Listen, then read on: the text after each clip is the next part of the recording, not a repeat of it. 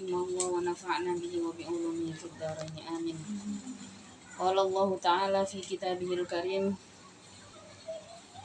أعوذ بالله من الشيطان الرجيم.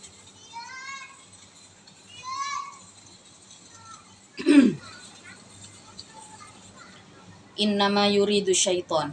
Nggih, niku. Wa ati'u Allah wa ati'u Rasul.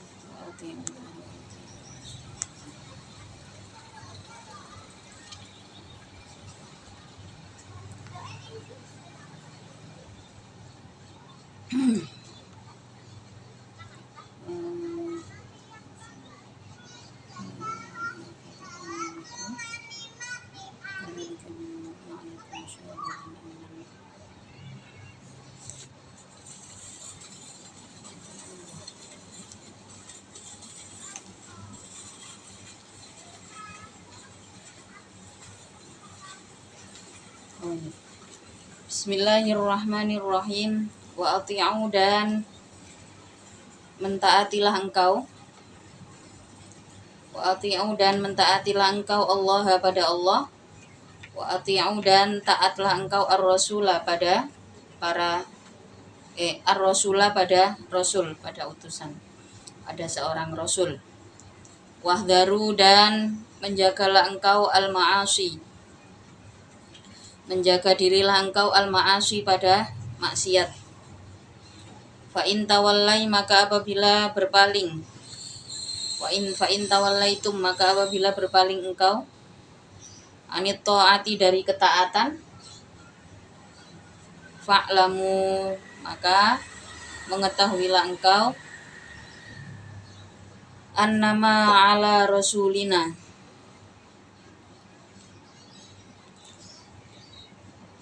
itu wajib. Innama fa'lamu, maka mengetahuilah engkau annama ala rasulina, sesungguhnya itu wajib atas utusanku. Sesungguhnya itu wajib atas utusanku al-balaghu, adapun menyampaikan risalah, al-mubinu, yang jelas.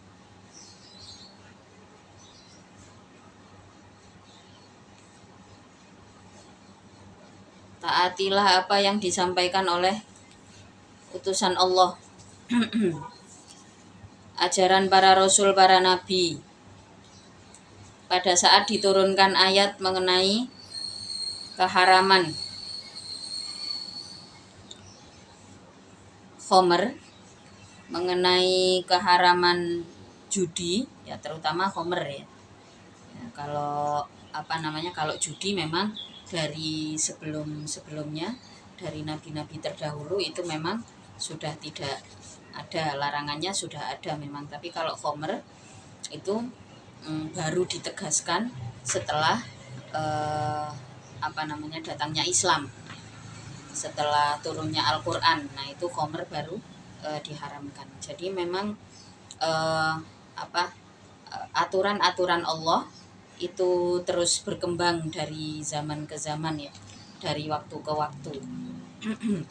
Dan bahwa dikatakan Al-Quran itu sebagai penyempurna kitab suci, penyempurna aturan hidup dan kehidupan, itu ya Al-Quran.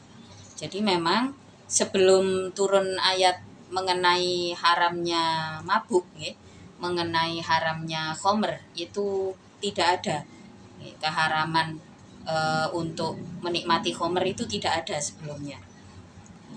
Dan ketika ini sudah turun, maka berangsur-angsur para sahabat juga meninggalkan, karena memang sudah nggak boleh sama sekali, tidak boleh, dikatakan haram, minum khomer itu haram.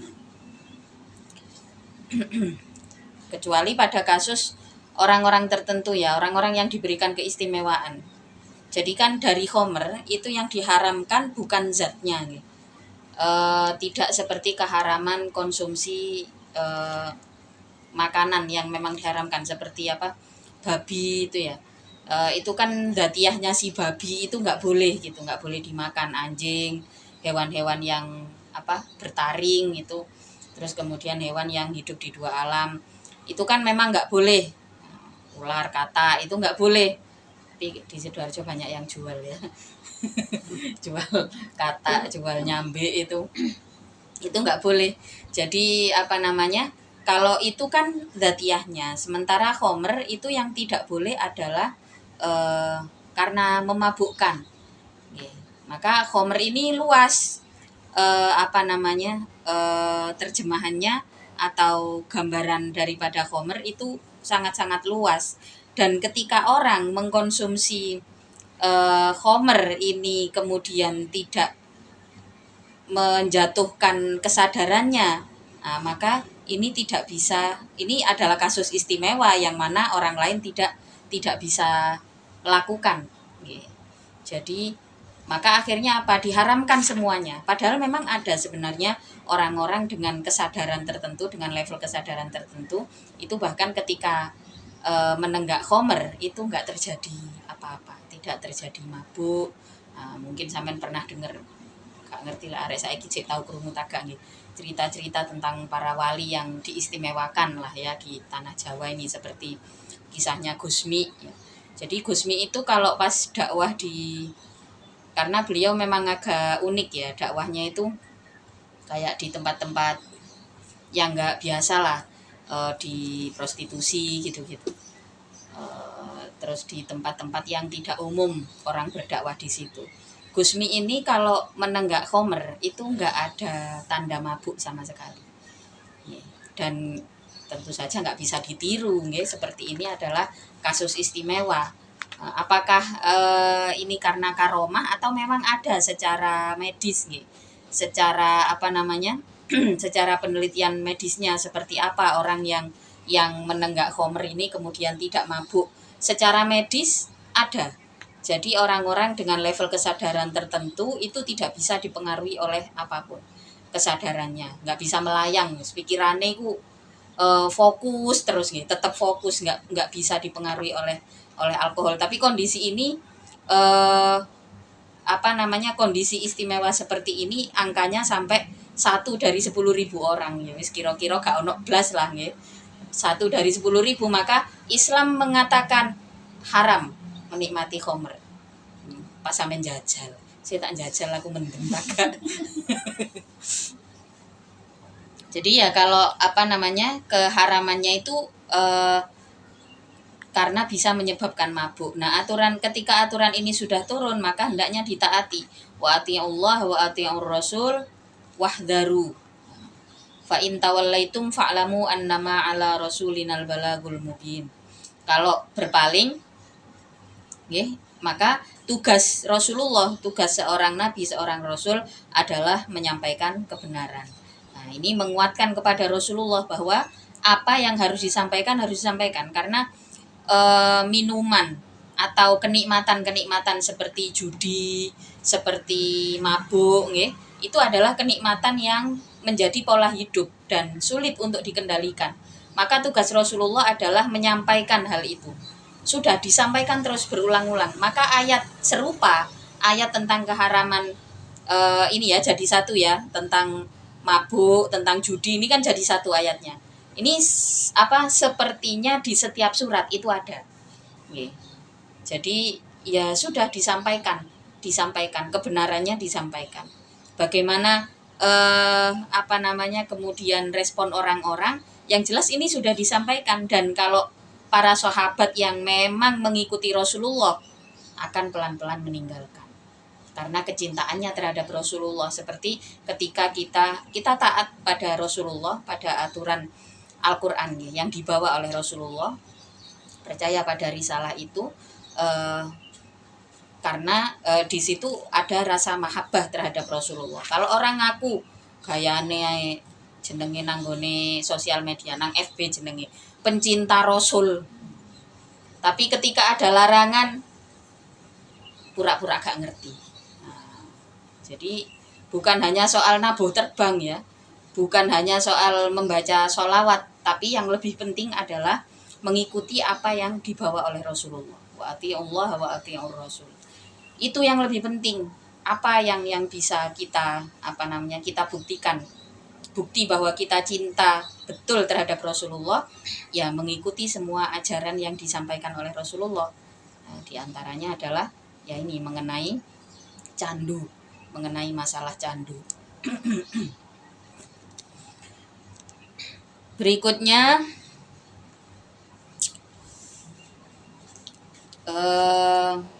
inna ma'ala rasulinal balagul mubin. Al-ablagu yaitu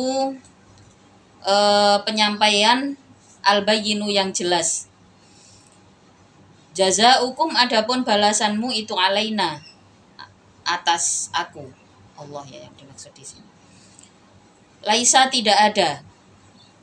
Laisa tidak ada itu alal ladzina atas orang-orang amanu yang beriman siapa alladzin wa amilu dan beramal siapa alladzin as-solihati pada amal soleh, amal yang baik, apa junahun dosa.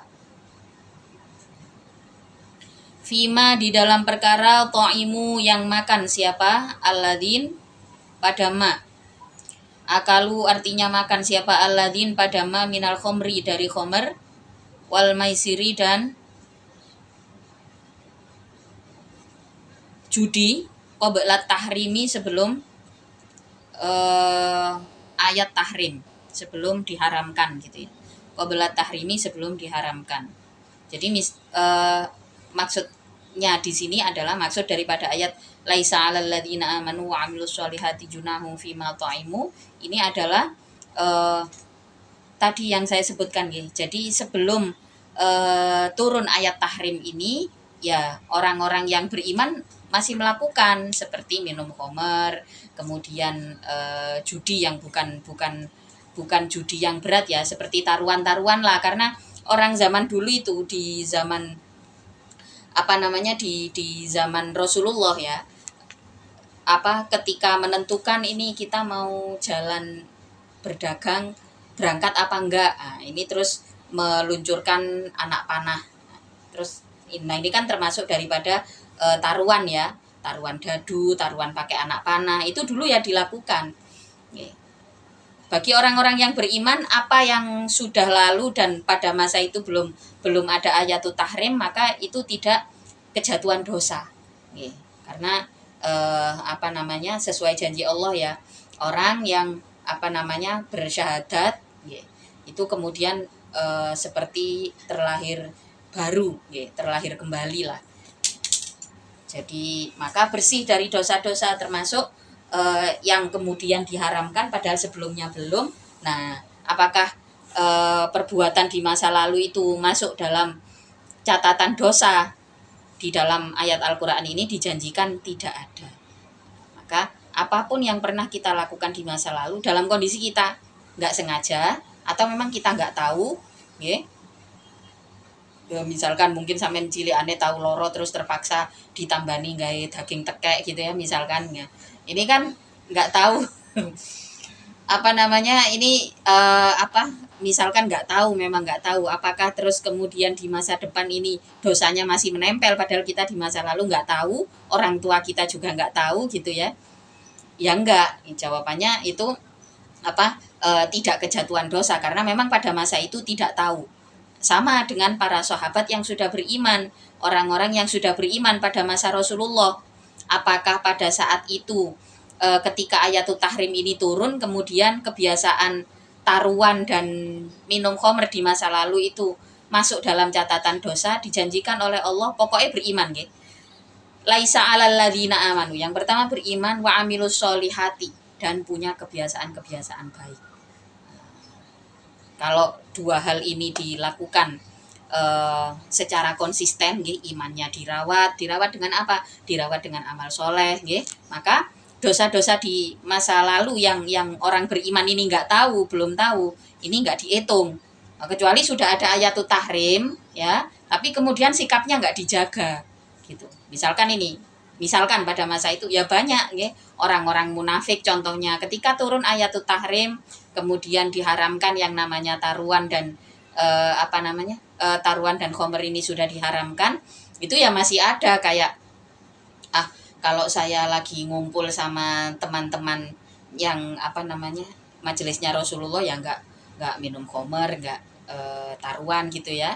Tapi nanti pas pulang ke kelompoknya, wah mumpung nggak ada orang-orang ini gitu. Atau sudah tahu ada ayatut tahrim ya, keharaman mengkonsumsi khamr gitu. Sudah tahu ini posisinya sudah tahu. Tapi masih enak, besok lagi. Nah, ini kalau seperti ini berarti kan amal solehnya terhalang. Ya, terhalang, dia belum benar-benar ikhlas untuk menerima anjuran dari Rasulullah, anjuran yang ada di dalam Al-Qur'an.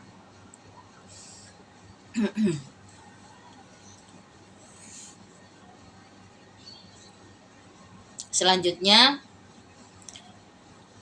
idza mattaqau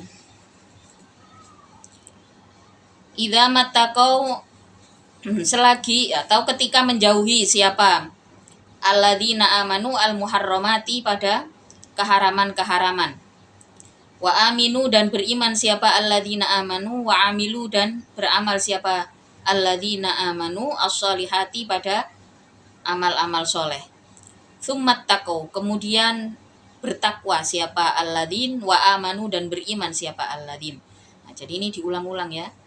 Laisa 'alal ladzina amanu wa 'amilus solihati junahum fima ta'imu idza mattaqaw wa amanu wa 'amilus solihati tsumma taqaw wa amanu.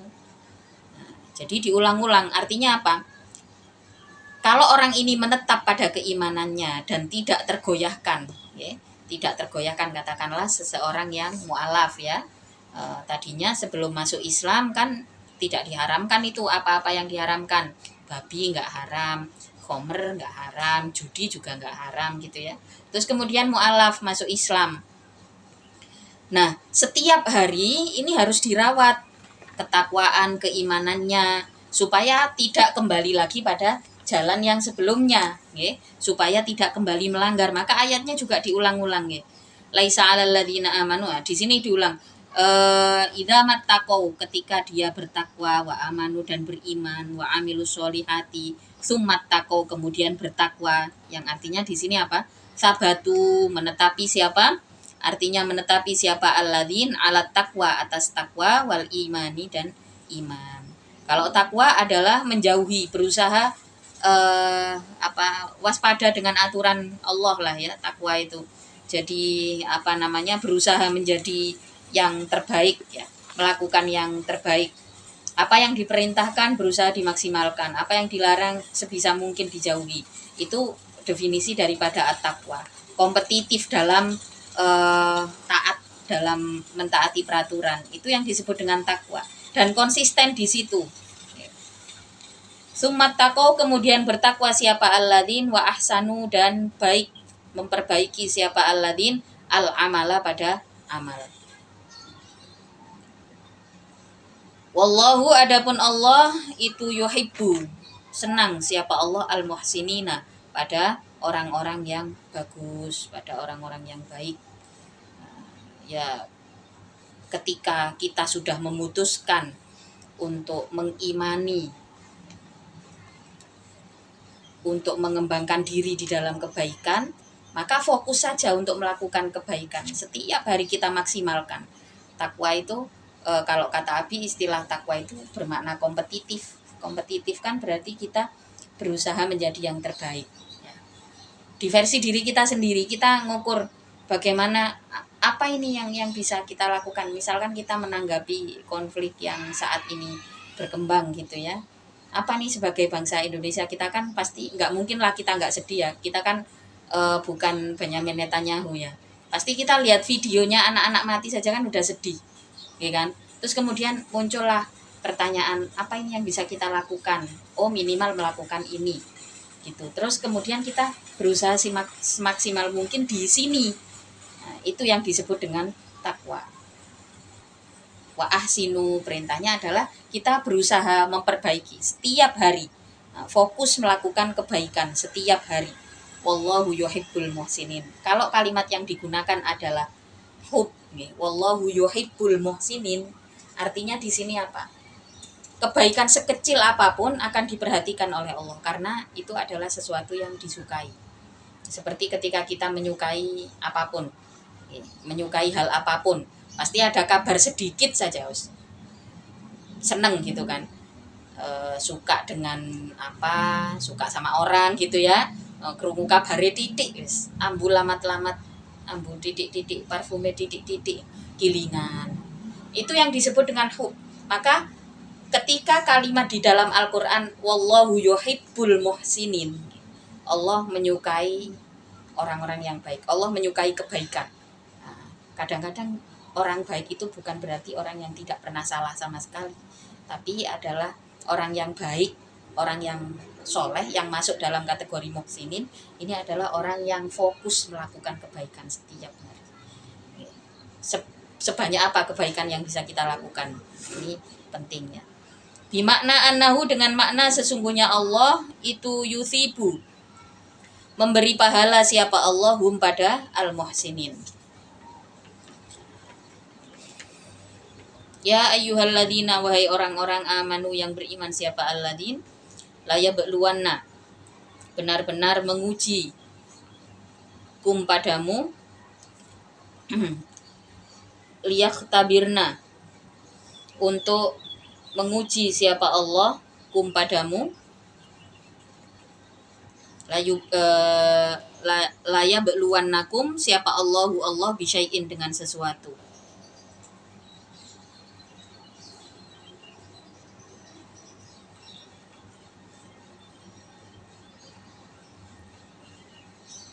Yursilu, dengan mengutus siapa Allah, hu pada syai' lakum padamu, minasoidi, dari berburu, tanalu, yang mendapatkan engkau hu pada syai'. Aisyighoru, artinya hewan yang kecil, minhu, dari soid. Apa aidikum, tangan-tanganmu, warimah hukum, dan tombakmu.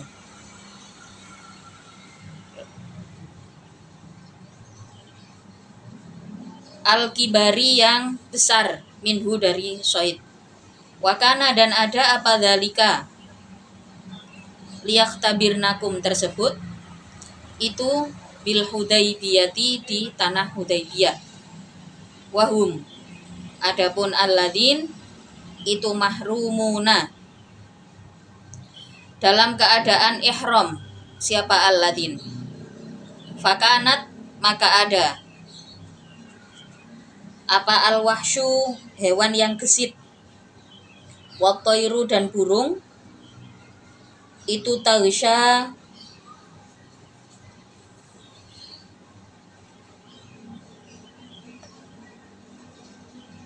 menancap, apa toir hum, pada alladzin, fi rihalihim, di perjalanannya alladzin.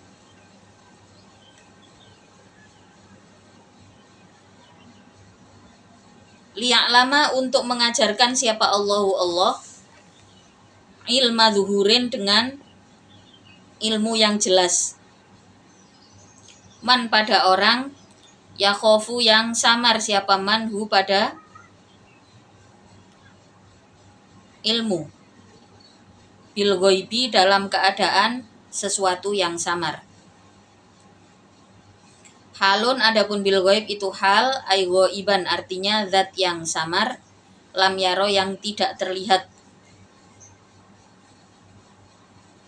yang tidak melihat siapa man, hu, pada Allah. Fayajtanibu, maka menjauhi siapa man, as-syaida, pada buronan.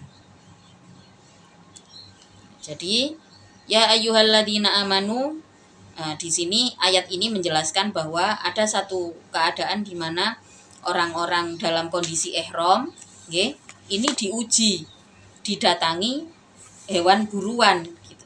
Didatangi hewan buronan, padahal pada saat ihram itu tidak boleh menikmati hewan buruan gitu ya.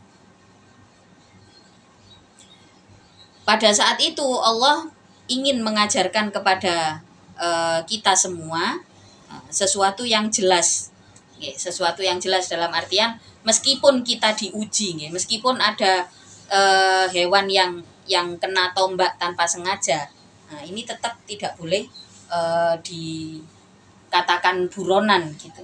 Tidak boleh dikatakan buruan, kok buronan ya. Tidak boleh dikatakan hewan buruan karena dalam kondisi ihram memang tidak boleh. Makna dari kalimat liya'lamallahu may yakhafuhu bil ghaib itu adalah Allah yang tidak bisa terlihat ini ingin menunjukkan pembelajaran yang jelas dengan kejadian itu. Jadi pada saat itu berada di tanah Hudaybiyah dalam kondisi ihram para sahabat ini didekati oleh hewan buruan gitu.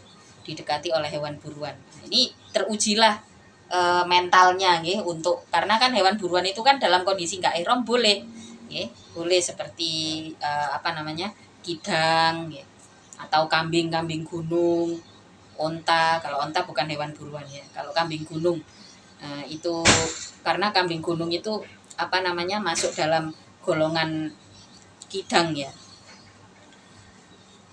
Nah itu Allah pengen menunjukkan bahwa kalau terjadi seperti itu ya tetap nggak boleh berburu karena kondisinya ihram.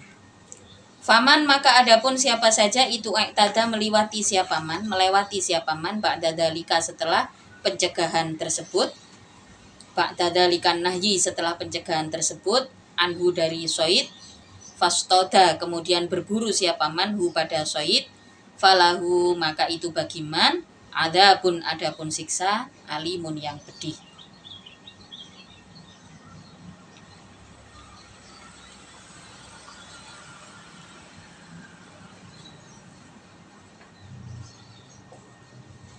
Ya ayyuhalladzina amanu wallahu ta'ala a'lamu bissawab. Al-Fatihah.